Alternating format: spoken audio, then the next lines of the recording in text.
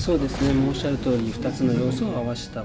The Last Guardian is a combination of the core elements from Eco and Shadow of the Colossus, like companionship and large entities, but I'm adding situations I couldn't have before. In Eco, Yorda was a human, or human-like, so there were certain things I couldn't do, and in Shadow, the Colossi were enemies, which meant certain aspects couldn't materialize. But now, those restrictions are lifted, and I'm looking into doing new things. I can't say yet which, the boy or the creature, is the Last Guardian, but we called it the Last Guardian to leave it open for multiple interpretations. The creature's tail can be called a major element of the game. In order to proceed, you'll need to make use of it. That's all I can say for now.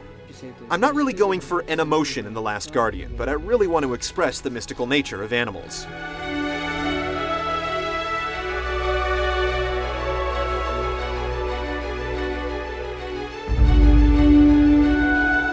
You have a great quote that I'm going to paraphrase where you said you used to play games in languages you didn't understand and like figuring them out was half the fun.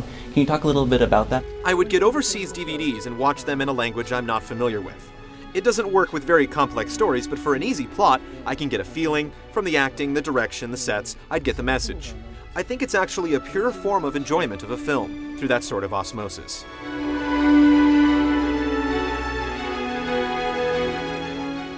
You worked on Enemy Zero with Warp, and what was that? What did you do there, and what was that like working on such an odd game? I was a CG animator for Enemy Zero, but I didn't have any involvement with the game design. However, what I did learn from the experience is that you can make games that aren't like games. Kind of out of the box. Specifically with how you can use music or sound, the idea that you don't always need background music, or sound can replace visuals, as in Enemy Zero.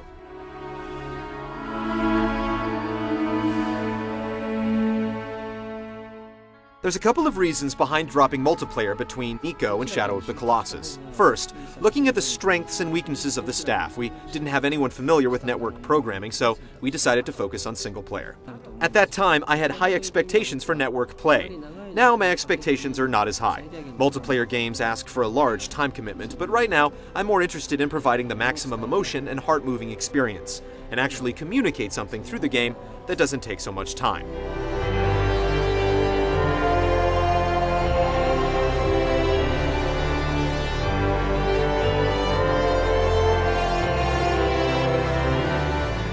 Where do you see drawing the line between artistic merit and technical expertise? That's a very difficult question.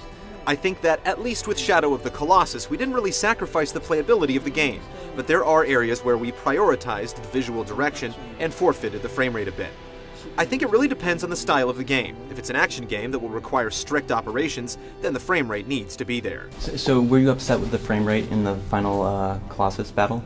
I guess I am a little disappointed. If it were possible, I would have improved it, but at that point I had to choose one, art or frames, and I don't regret the decision. Which was your favorite Colossus? Actually, the first Colossus has a special place in my heart. It's the first Colossus the player interacts with, comes up against, so in terms of impact and ease with which the player can defeat him, well, I put a lot of attention and time on him.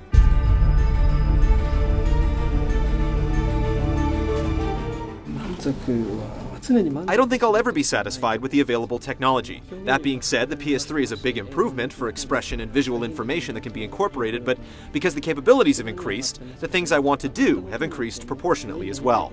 On the other hand, I do enjoy trying to work within constraints, and trying to express the best expressions within the limitations, and convey the idea within those constraints. There are no specific plans for the motion controller, but I do have some interest.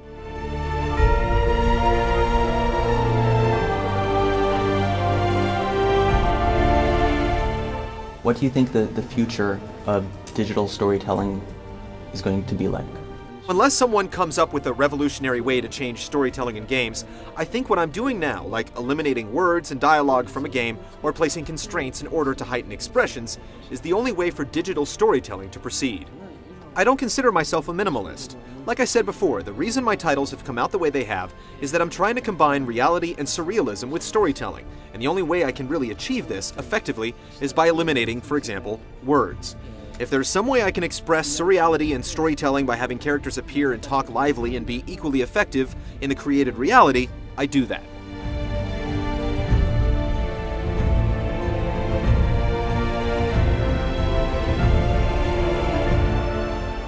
So with Shadow of the Colossus tying back to Eco, it just sort of happened that way, the loose connection.